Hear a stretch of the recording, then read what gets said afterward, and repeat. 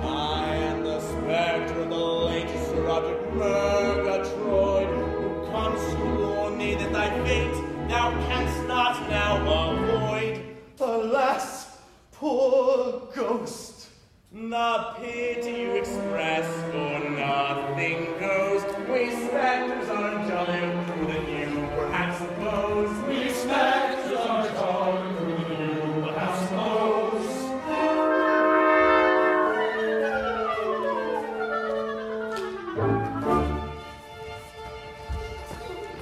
When the night wind howls in the chimney cowls, and the bat in the moonlight flies, and inky clouds like funeral shrouds sail over the midnight skies. When the footpads quail and the night birds wail and black dogs bay at the moon, then is the spectre's holiday. Then is the ghost high noon. For then is the ghost high noon. High noon.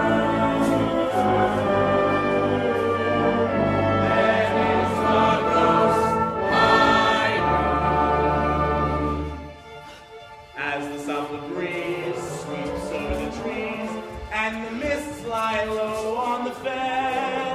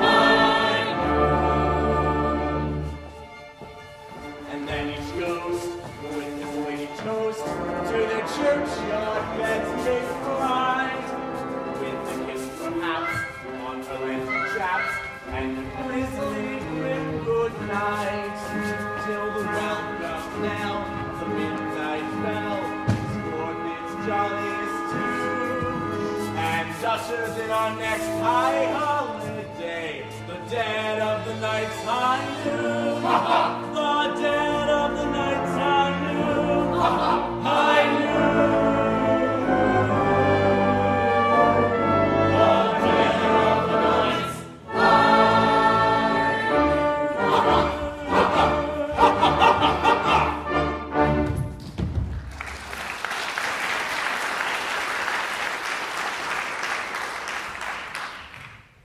I recognize you now. You're the picture that hangs at the end of the gallery. In a bad light, I am. Are you considered a good likeness? Pretty well. Flattering. Because as a work of art, you're pretty poor.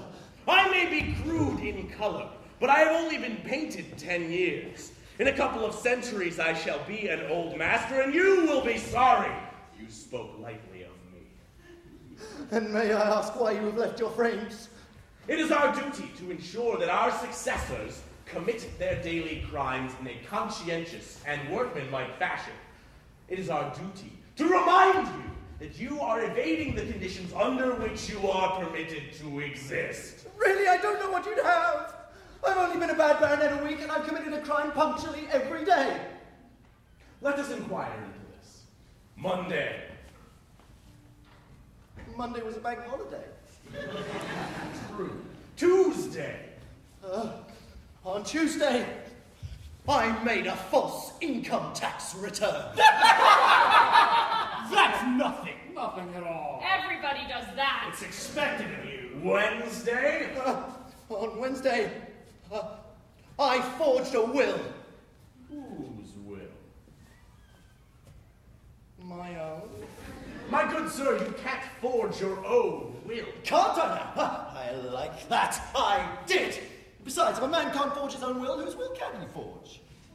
There's something to that. Yes, it seems reasonable. At first sight it does. Fallacy somewhere, I fancy. A man can do what he likes with his own. I suppose he can. Then he can forge his own will, stupid. On Thursday, I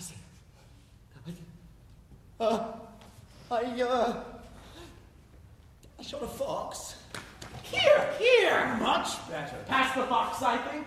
Yes, pass the fox. Friday. On Friday, I forged a check. Whose check? Old Adam's. Old Adam hasn't a banker. Well, I didn't say I forged his banker. I said I forged his check. On Saturday, I disinherited my only son.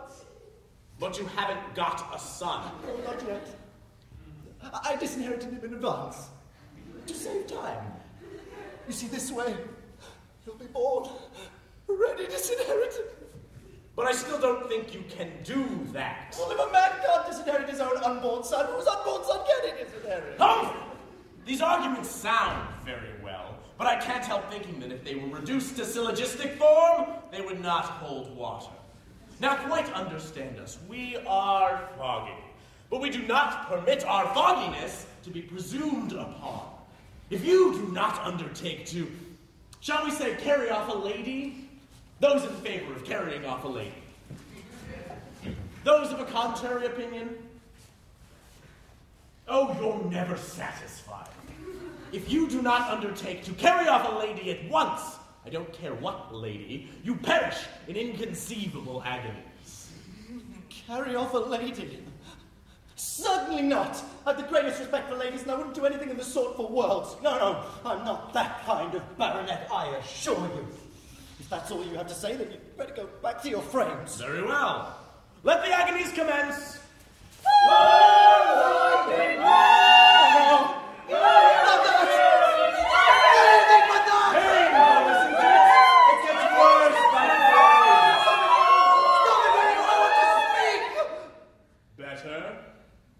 Yes, much better now.